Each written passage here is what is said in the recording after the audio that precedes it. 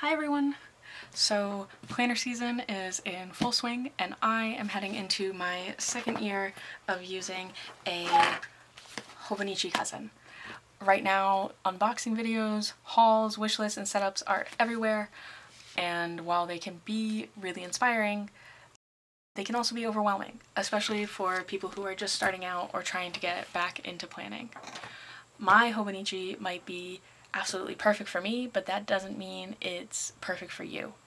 This video will help you to figure out what your perfect planner looks like before you spend hundreds of dollars on something you might not use. We'll talk about the different purposes a planner can serve, what to consider in your own planning style, how to choose a planner, and finally I will show you my Hobonichi setup in case your needs align with mine. My qualifications: I have been planning in some form since middle school. I've tried a lot of different systems.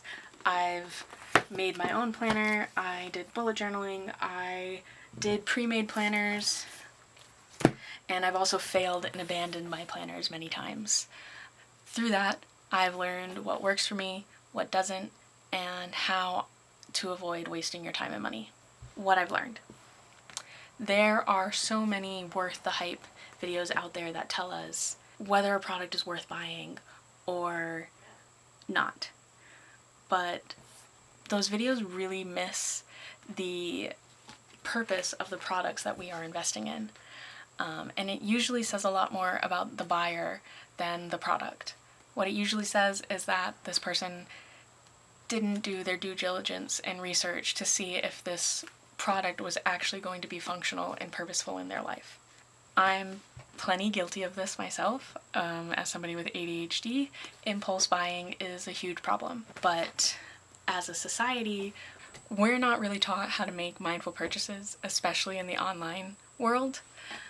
Social media is often encouraging us to buy more, buy things based off of aesthetics, buy things based off of our aspiration, rather than it actually being functional for us. And a product will go viral, people will start buying it without stopping to consider whether it fits their needs. So this happens across many hobbies. One that I find egregious and hurts my heart is people who want to get into adult coloring being recommended alcohol markers. I am staring at, hold on, this is a fraction of what I have. I'm staring at a huge box of my markers, but I am an artist. I use alcohol markers. They were a main medium for me for many, many years. So seeing people buy them and be disappointed because they bleed through their coloring book paper, they run out of ink really quickly in the paper that they're using, or they just don't work the way that they expected, and have them blame the markers, feels awful. Feels awful. I hate it. I feel so, I want to take them by the shoulders, because it's not the marker's fault. They were not designed for that purpose, and they're not ever going to be good at that purpose. Unless you have a coloring book that is designed for alcohol markers, not the other way around. Coloring books and alcohol markers evolved separately. But enough about that. I'm sorry. So a product goes viral, people are buying it without actually considering if it's going to work. And a lot of times more affordable options rather than what is trending is actually something that is better for you. The same thing happens with planners. So this video isn't about influencing you or de-influencing you. It's about giving you tools to make an informed decision so you don't waste your money and you don't feel that regret of not sticking to something that was never going to work for you. My Hobonichi is perfect for me, but that does not make it perfect for you. So let's apply that idea, and we're going to walk through the process of finding your own planner piece, that perfect planner. So maybe you've seen planner videos and thought, that looks fun, but is it going to work for me? You might be drawn to the idea of planning and being more organized or intentional, but don't really know where to start. So here's the key. A planner needs to solve a problem that you already have. It shouldn't create more work. Think of it as a tool, not an accessory. For it to be useful, it needs to serve a specific purpose in your life. So there's a few common purposes a planner can serve. There is what's called functional planning, and this is probably what you are looking for the most part. This is scheduling your appointments, work tasks, to-do lists, assignments, so on. Your classic stay on top of life style planning. You might also want some way of habit tracking or goal tracking or keeping track of your health, some kind of layout that is going to offer you the ability to do that. Memory keeping is another big one. This is more recording what you have done rather than planning for what you are going to do, but that can still occur in a planner. It can morph into a journal or a diary or a scrapbook. It's still a way of organizing your time. It's just organizing time that has already happened. And this can also be something simple, like beyond just journaling. This can be recording the weather every day. That is a record of your time. Logging your reading, what books you've read this year, when you started them, when you finished them. That is a form of memory keeping. And maybe it can even be as simple as a sentence a day journal entries. And then lastly, a purpose for your planner may be as a creative outlet. So not everybody has the time or skill to pursue art in a dedicated way. Maybe they just used to, or maybe they just want some kind of low stakes creative outlet that is not, say, sketchbooking. The planner community is a super creative community in general. Maybe they want a easier creative outlet than their main, medium or craft or art practice. Your planner can even serve as a sketchbook, though. It can be whatever level you need it to be. People can decorate them with stickers and washi tape and use it as a sketchbook spread. As many creative things you could do with a pen and paper is what you can do with a planner as well. It's okay if your planner is going to serve multiple purposes or just one. The important thing is that you are intentional about what you want your planner to be doing. So, what to consider? Now that we have our purposes, it's time to think about what kind of layouts would support those purposes. So the function or the purpose of your planner is going to equal the layouts that you want. So there's year at a glance, which is great for habit tracking or future planning, mood tracking, general kind of holidays and appointments. There's a future log. You can track your upcoming events all in one place, and this also helps if you are making a bullet journal. You don't have to pre-make your whole year. You can put things that are coming ahead in your future log and transfer them to your month as you make it. Goes into your monthly calendar, so your standard calendar view. There's a big picture overview for your events, holidays, your travel, school assignment due dates, all kinds of stuff you can track in a monthly planner. I was using a calendar at work to track my hours every day in a calendar view. That's just how it worked that way. Moving from your monthly, then you have weekly layouts, and there's a lot more variety in weekly layouts. This is kind of planners' bread and butter. A lot of planners are going to offer you some kind of weekly layout as it's a really functional space to plan your time. There's horizontal weeklies, which I'll open up here. Exactly what it sounds like.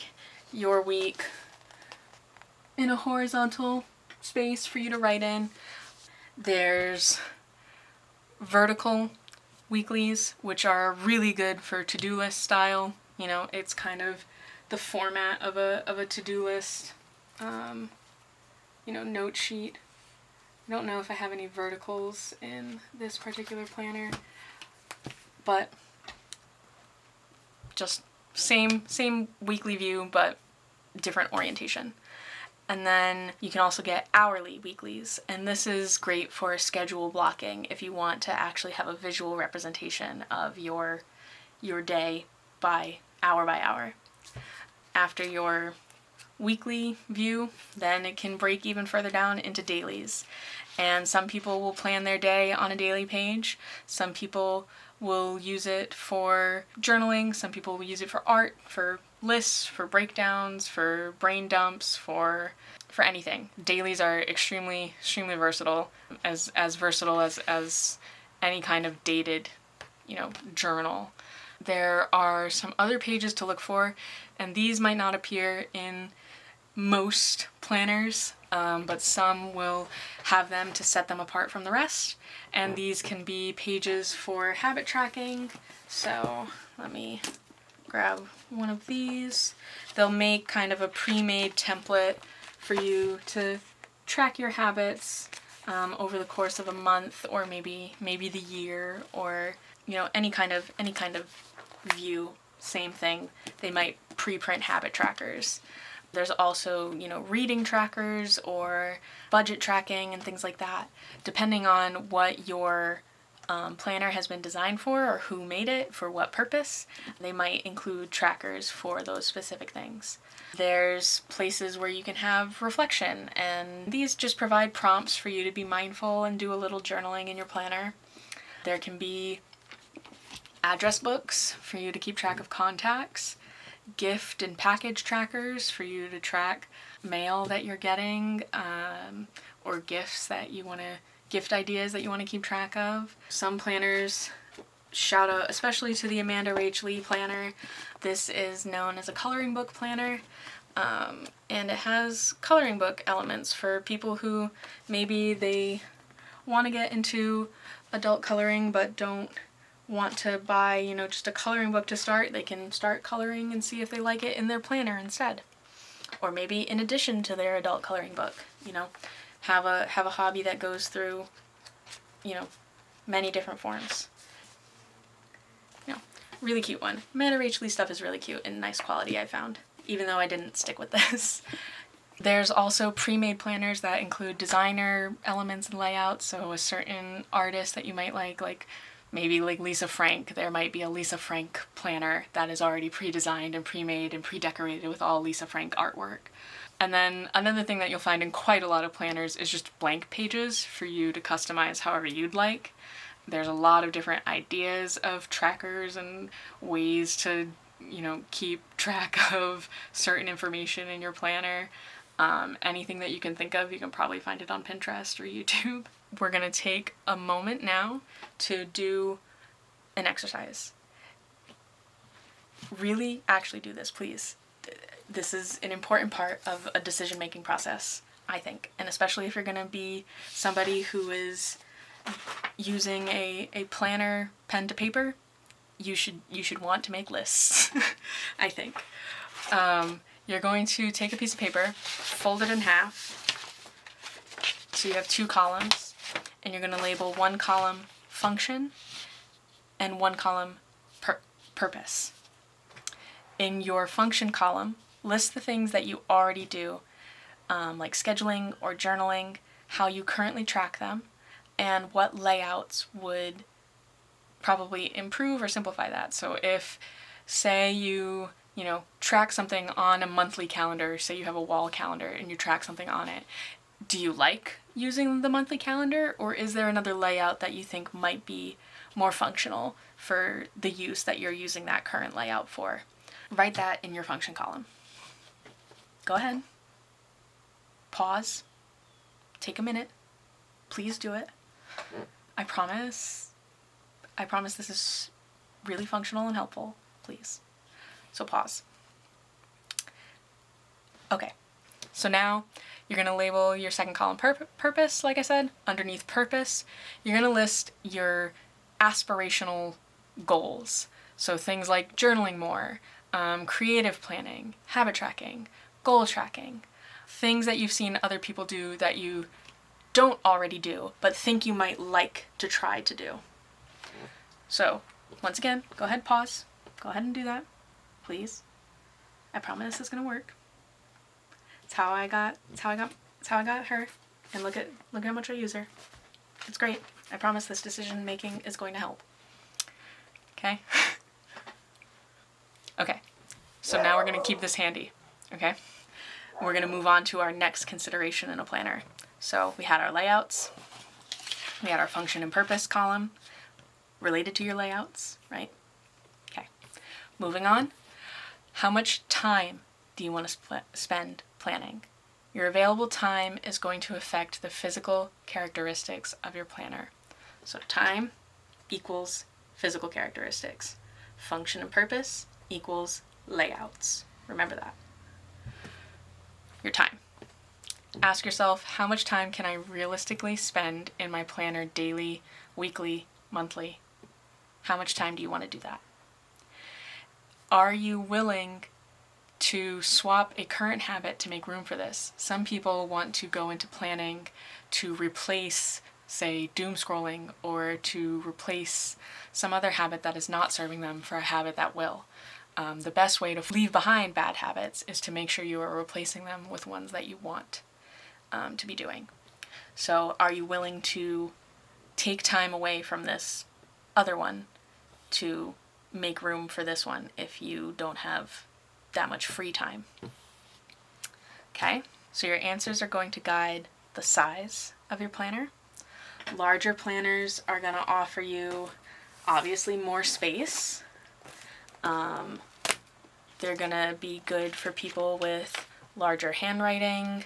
They are good for folks who have a lot to keep track of if you need a big long list. Smaller planners are considered more portable. Maybe this fits well in your backpack and is portable for you. Maybe this is portable for you, or probably this one's a better look at portability.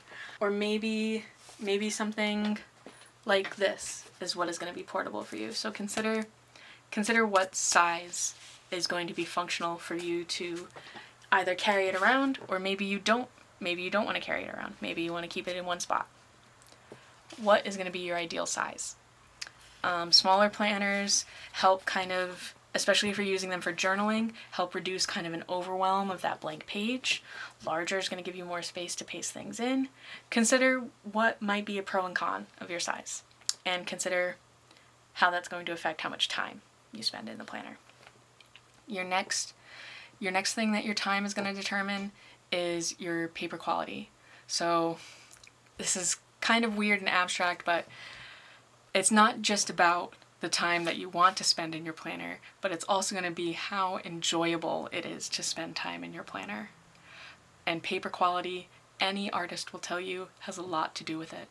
So your paper quality is going to be important for you if you use markers, if you use fountain pens, or if you paste things in and tape things in.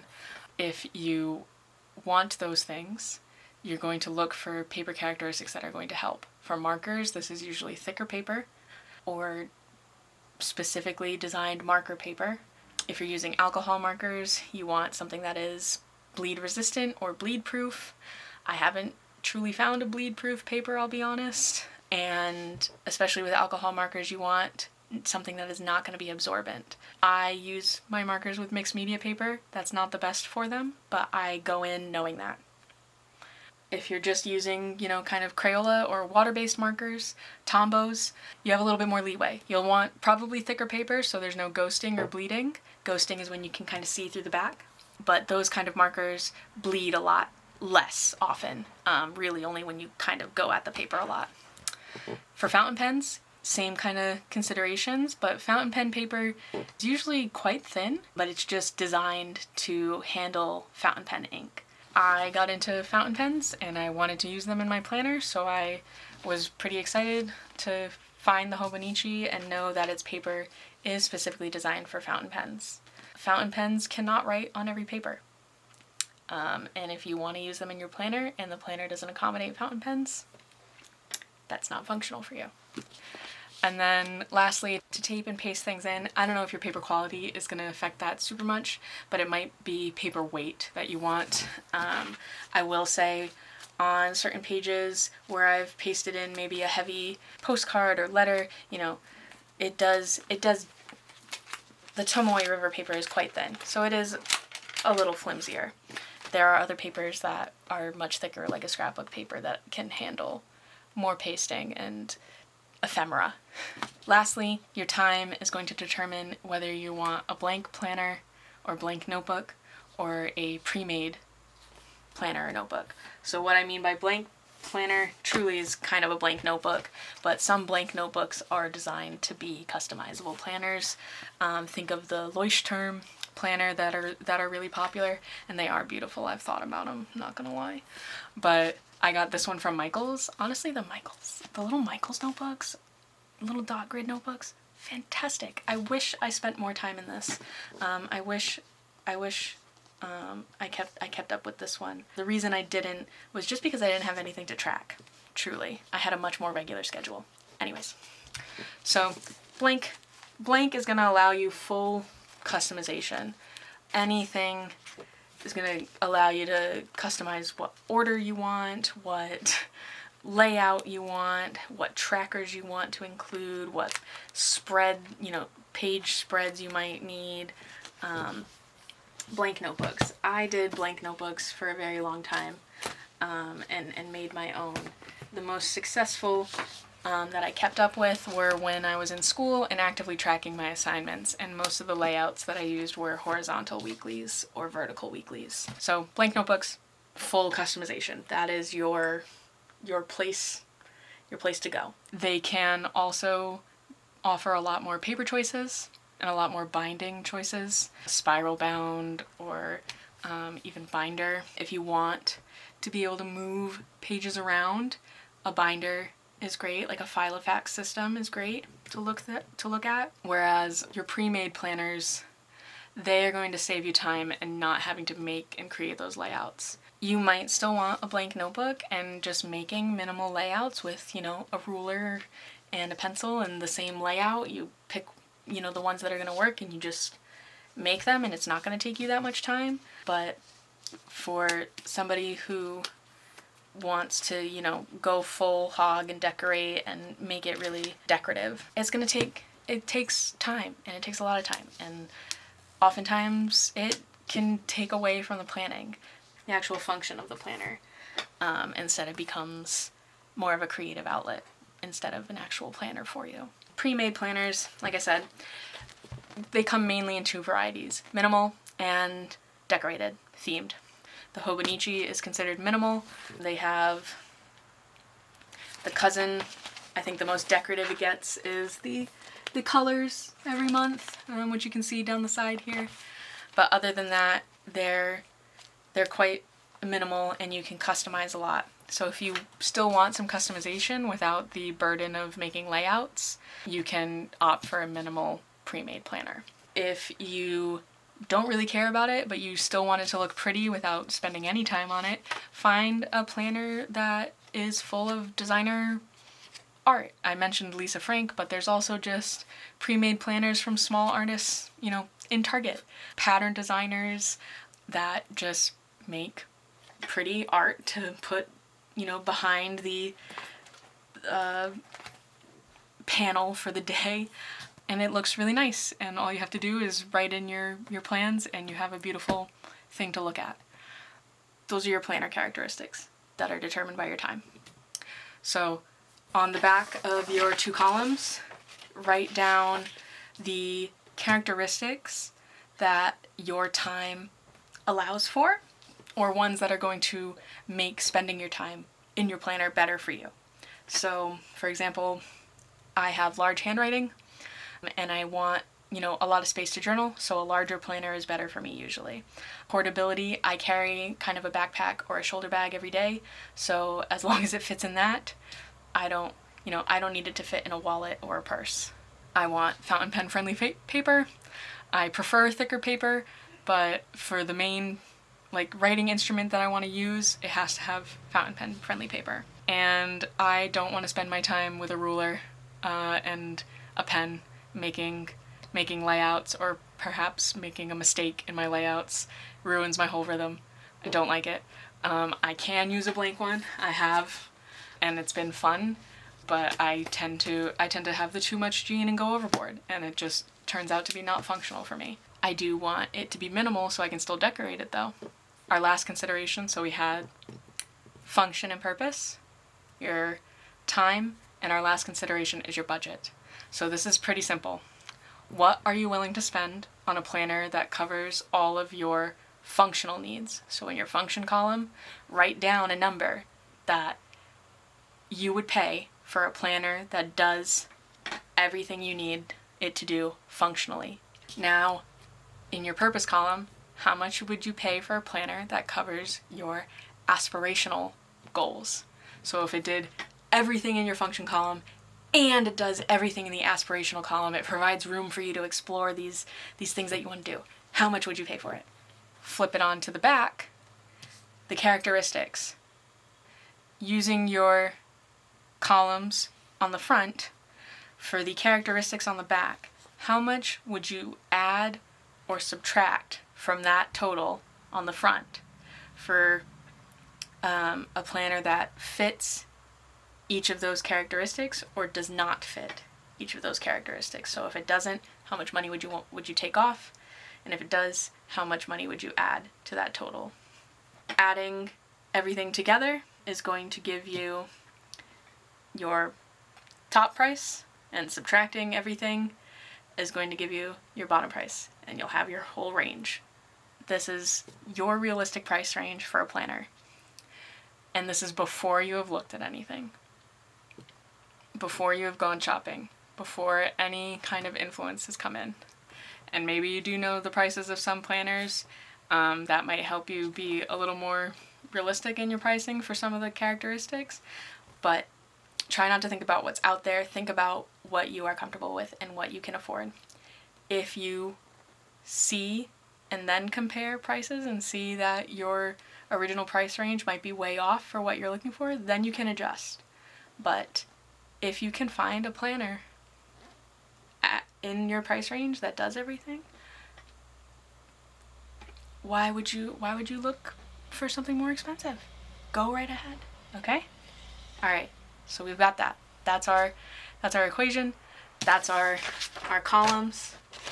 I did fill one out and make one of these, and it led me to my Hobonichi.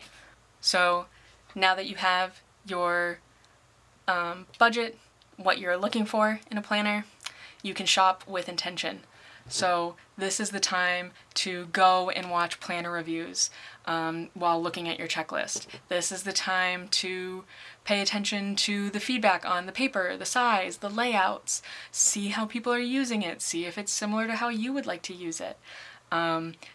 You are also able to evaluate better their criticisms and their praises of the product. When you go to different sites to look, there's a lot of wonderful small businesses that are in the stationery biz. I can personally recommend Jet Pens. I've also heard good things about Yoseka Stationery, which is a stationery shop over in New York. Jet Pens is over in California. I'm sure there's so many more that I'm missing, but those are the big ones that I know about. I personally use Jet Pens. I really like them. I find that their guides are really helpful. They will make a guide to the Hobonichi planner, a guide for the Kokyo Jibun Techo, guide for like different Midori, planners. They probably have a guide that is comparing the product ranges you are looking at. Use the resources that are available to you to evaluate this decision. If you can, visit stores in person. The Hobonichi isn't sold everywhere in the US. I couldn't see it personally before I purchased it, but I did do a lot of research. However, what I did do a lot, I would go to Barnes & Noble and look at different notebooks and touch them and hold them. Who doesn't? You can go into places like Target and Walmart and see their notebooks. I have this notebook from Walmart, and while it isn't, the most like personalized for me, just the size of this notebook, and honestly the paper's fine, the way the lines are, like, this is a great notebook, and it's huge, and I maybe got it for $10 at Walmart. I use this as a language learning notebook, and I should customize it more. But you can shop anywhere for your planner, and you can shop in person and look at things, and maybe they don't have the planner that you're looking for, but maybe you can go and see other products and evaluate the characteristic and see maybe, oh, maybe I do like this, or maybe, no, I think I'm right and I don't like that. Use the tools you have available. So after that, you're going to not purchase anything yet. You're going to create a short list. Make a short list, make a comparison chart, write out the layouts that are included in your planner. You can use your list as all of the rows of your comparison chart, and you can see if each one that you've picked out checks off the things on your list. Use those guides on jetpens.com. They already do that for you. I find they're incredibly useful and helpful. The one that is going to check off the most boxes is probably the one that you are going to like using the most. And if you are extremely lucky, like I was, it will check off all of your boxes and be your perfect planner. There's, coloring book planners. There's planners for specific, communities. There's reading journals. There's probably a reading planner if you're in, to like the book talk kind of community or the booktube community. Check out the spaces that you already hang in and see if people have, certain preferences or products to recommend. And evaluate those recommendations with your handy dandy list. Remember? So we are going to move to my Hobonichi setup, why it covered everything in my function and purpose and characteristics list. I've already shown you her, but this is my Hobonichi Techo cousin for 2025. I've been in her all year.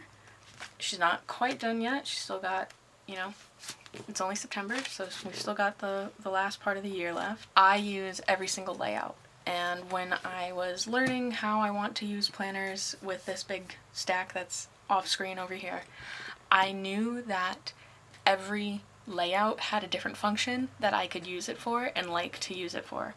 So I like a year at a glance. I like a future log. I like a monthly. I like a weekly.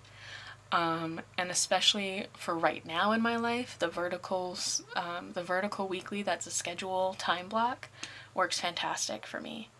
If I wanted a to-do list weekly, that could still work in my Hobonichi. I would just disregard the schedule numbers on the side and make the weekly just a to-do list on the day by day. Let me flip to one that's blank and undecorated so I could show you. So if instead of making a schedule, I just wanted to list out what I needed to do each day, I could do that in here if I wanted to. But I love that the schedule is there for me to time block. The Hobonichi offers 2 sizes. The cousin does have more, I think one more layout than the original does that I thought was essential. I also wanted the bigger size because my handwriting and the fact that I wanted to do some memory keeping and journaling. Used much bigger notebooks that did sometimes feel too big.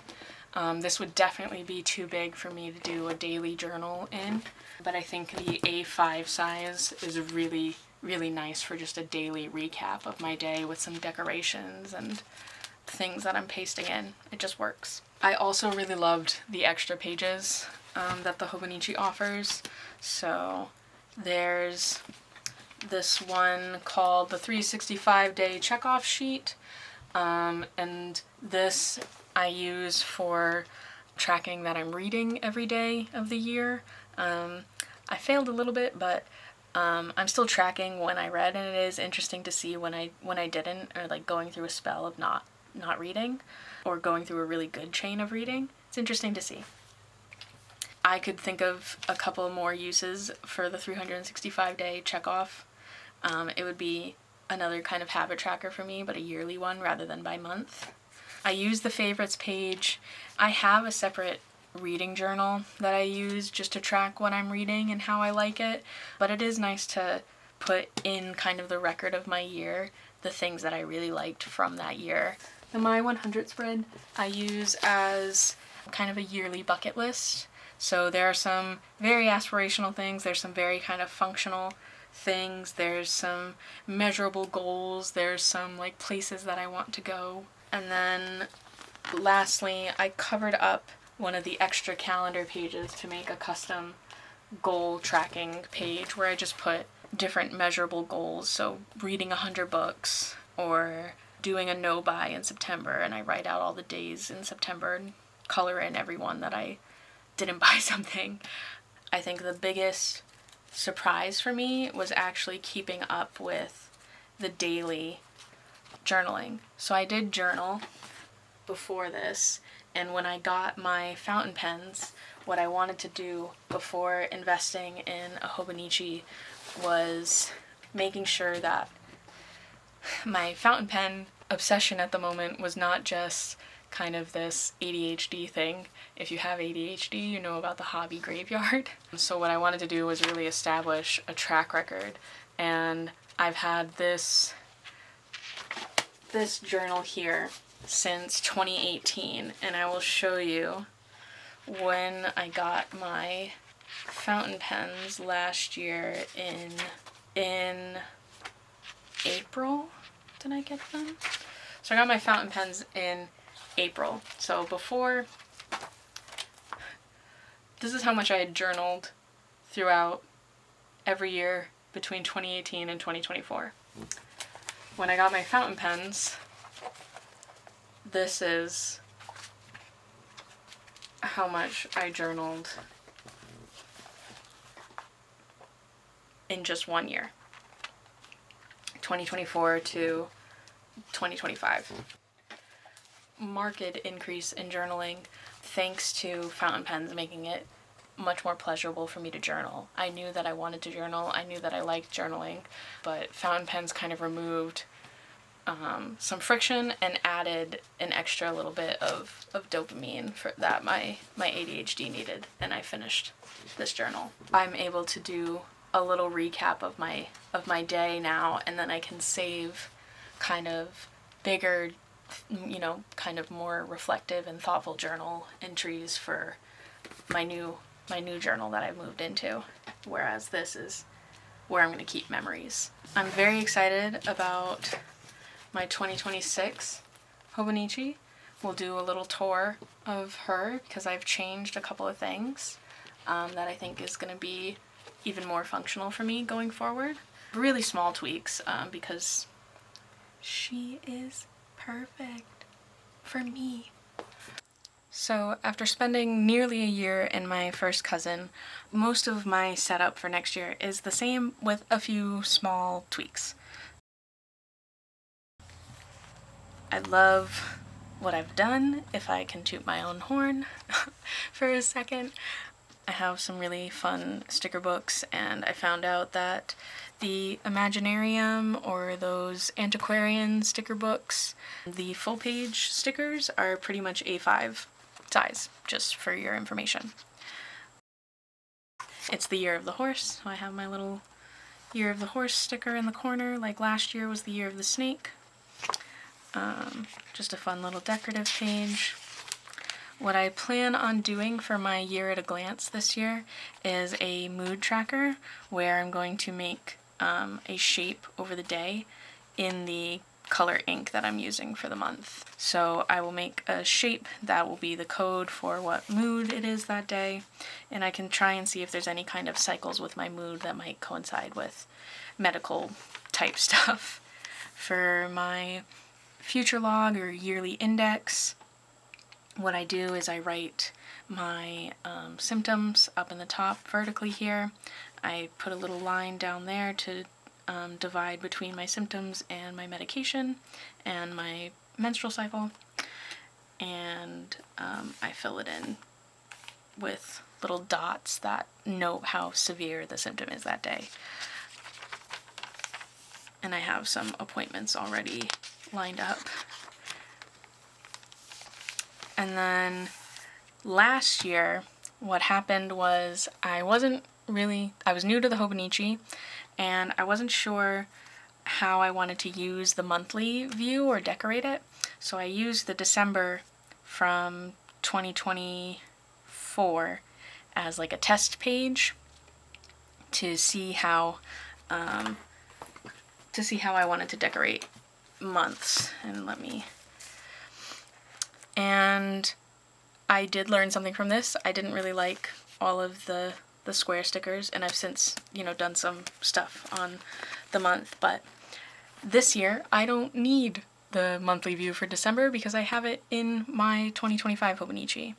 And I had cut out from the back the special pages last year and put them in after all the monthly views, or in the 2026 months, because I figured I'd be getting a new Hobonichi, which I did. So now this year, the special pages that I fill out, so right after I'm done filling out, my mood, filling out my symptoms and my medication, now I can fill out my habits, and it's all right in the front. So I have my read every day goal, my favorites. I've organized my to-do this year, the My 100, differently. There's 4 columns of 25, and I've titled each of the 4 columns Things to Try, Places to Go, Projects to Finish, and Goals to Accomplish. There might be some overlap between those things, but it's fine. Don't worry about it. And then I wanted a blank page, and since I wouldn't have, extra room of the months after January, like in my 2025 Hobonichi, I needed to add 2 more of the special pages. So I took out another signature from the back and pasted it right on top so that it could be a little chop shop booklet that I've stuck in. And then it's the gifts page, and then I had a blank page where I obsessively planned out the boxes for this. But it looks really nice and I'm very excited about it. And then it goes to the rest of the planner. And another thing I like to do in my Hobonichi, they have this, after the weekly views, they have this turning the page to a new year. So last year I did a journal entry about the previous year, and then a vision board for the next year, which I will probably be doing again. And then it goes into January. And Hobonichi has a blank page before every month, which I like to do as kind of something characteristic for that month. So almost like a monthly summary or something that's important in that month.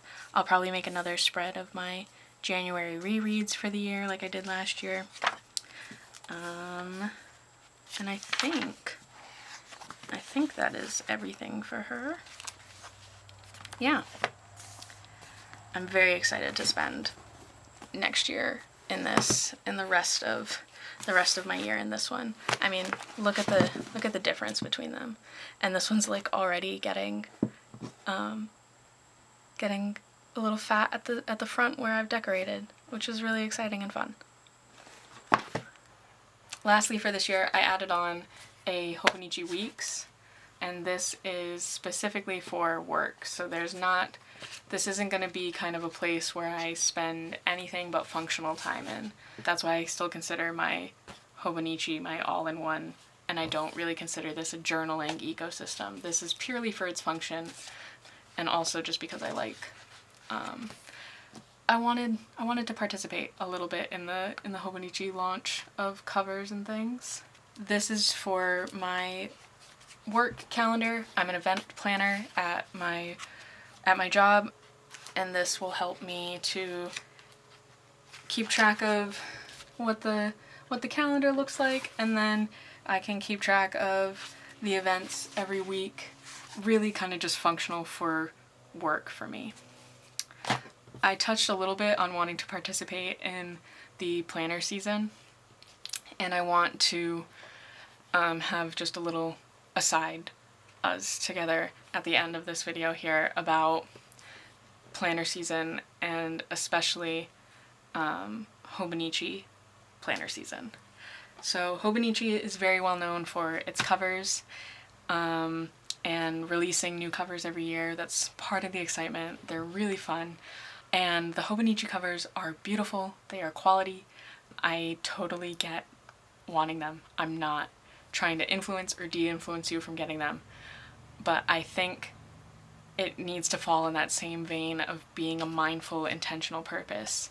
If your intention in getting a Hobonichi and buying multiple covers, which is much harder this year as they've stopped selling covers separately.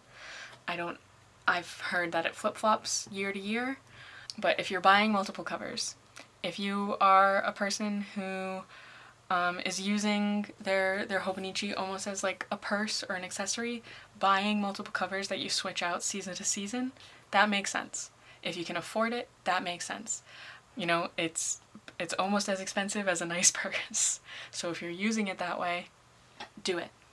If you are someone who wants to buy one new cover every year and that's the cover for your Hobonichi for the year, and when you put it on the shelf, you can see, you know, what year it was and look back through, you know, a small collection of covers, that is also fine too. But you shouldn't feel, especially if you are a newbie and you are considering a Hobonichi, you do not even need a Hobonichi cover. I decorate mine with stickers.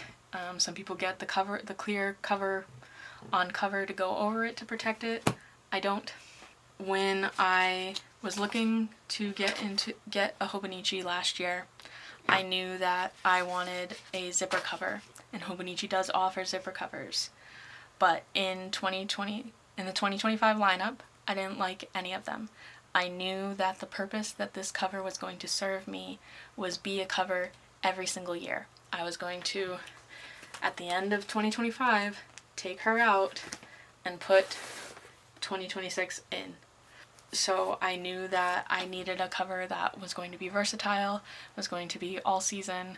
I wanted it to be a zipper cover because originally I wanted it almost as like a wallet replacement, but mostly for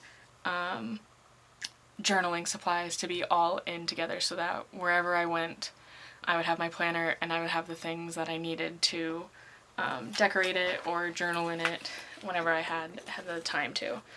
What I ended up doing was, because I was worried about, you know, missing out, and I wanted to see kind of if a Hobonichi cover could still do it for me, I ordered the one-piece, like, Sunny Logbook from 2024. It was like this really beautiful pink leather cover. It wasn't a zipper case, I will say that. But it was beautiful when I got it. It was gorgeous to touch, super high quality, just beautiful.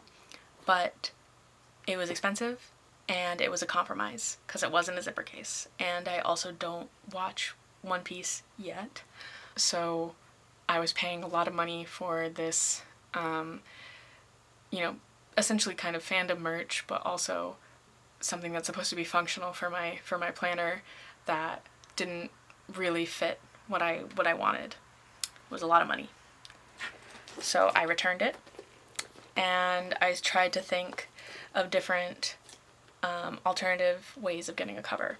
The Hobonichi is an A5 size, so you can look up A5 notebook covers. What I will say about that is if they are kind of the Hobonichi style where you're going to put it on and it be like a school book cover where it holds it, you really want to pay attention to measurements. But if you're just doing a zipper case, you don't have to worry so much about, you know, fitting the spine correctly. So what I ended up doing, even the A5 journal covers were like astronomical for what they were. Definitely not as high quality and super marked up, probably because the boom in the planner community. Where that hasn't quite touched, and I hope this video doesn't make it do that, is Bible covers. So I'm sure there's a huge, you know, Christian Bible cover market, but it's nowhere near the level of, if you were to call this a journal case. As long as you use the keyword Bible cover, the price is going to be a lot lower. And I went through probably every single page of Bible covers on Amazon I definitely went upwards of like 50. I was clicking through there. I was going through the results. And I landed on like a short list of like maybe 7 before finally buying this plain genuine leather saddle color. It fit my personal style. I knew that I wanted to be able to iron patches on. I want to iron on patches from like my travels abroad or things that I go and do. I hang my little keychains from the handle.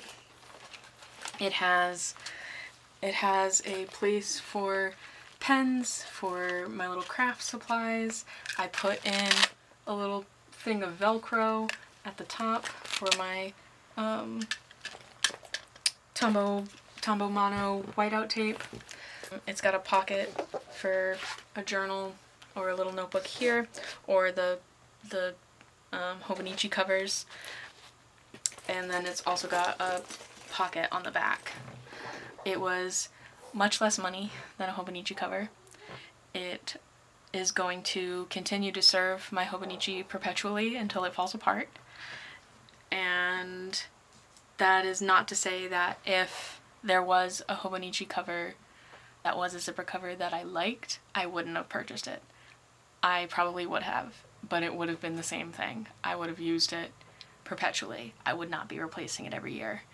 And I think we're kind of, especially since they release new ones every year and we're in kind of this very trend heavy culture, it's very easy to get the impulse to buy, and you don't have to. I think a lot of people are starting to realize that, and I think it's ultimately better for everybody if they're not buying things that they don't need or things that they don't actually have a purpose for. I think you'll be a lot happier if you are buying things that are truly useful to you, and it's a plus that they look nice or are good quality. Like I mentioned, I bought this partly because I do really love the bow and tie designs. That's another option for a Hobonichi cover. Hobonichi offers these hardcover versions of their planners called the Hon, and they have cover designs on them as part of them. One way that I think planner season can still be exciting and you can still participate without feeling like you're missing out is to maybe splurge on, accessories, or maybe not splurge, but take part in the accessories more than, say, the very expensive cover. And the way I've done that is through the pencil boards. I think they offer a really good way to take part in a collection that you like with a design from it. And I find they're very purposeful for me because I don't use ribbon bookmarks. The Hobonichi ones have a little tab at the top, and I use them to denote what monthly calendar view I'm on, where I am in the weekly calendar, and where I am in the daily calendar. And I could probably use one more, honestly.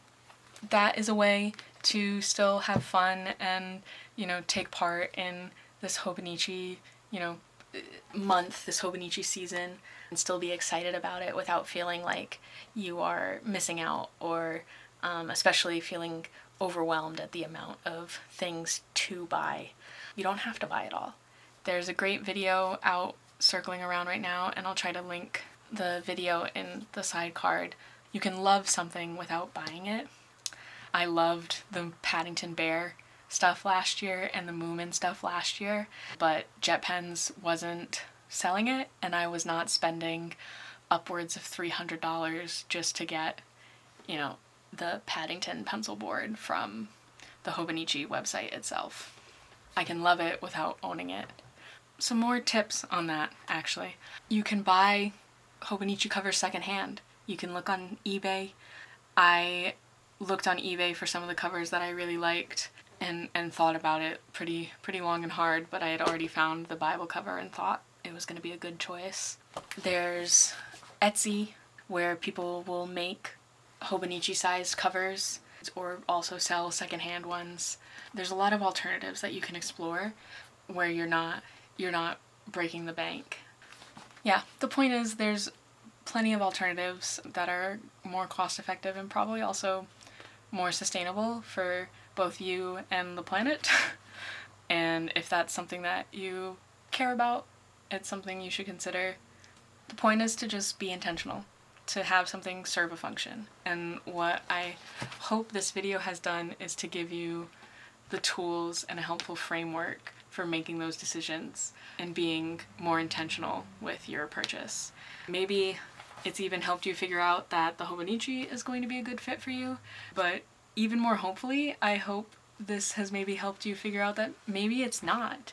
If you were looking at the Hobonichi because everybody's talking about it, I hope that if it doesn't work for you, this video has helped you to realize that before you have gone ahead and purchased it. Let's leave behind planner graveyards and impulse buying and move towards finding your perfect planner, finding your planner piece, and having things that you enjoy and are happy that you've spent your money on. I would love to hear in the comments what you track. Rude. I'd love to hear in the comments what you track in your planner, what your biggest planner regret might be, and if you have any tips on resisting that impulse to buy. Make the comments a really positive spot for our planner community. And thank you so much for watching. See you around. Bye.